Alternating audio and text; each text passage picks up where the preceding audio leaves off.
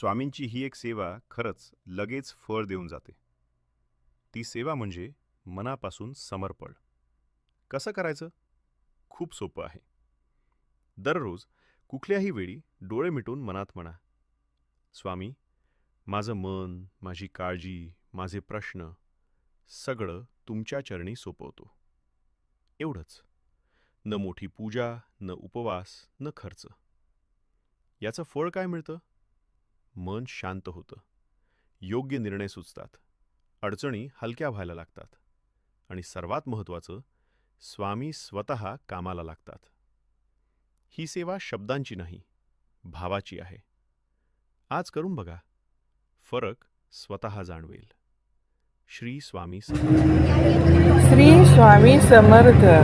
स्वामी समर्थाची एक सेवा मनापासून केली की तिचं फळ लगेच मिळतं.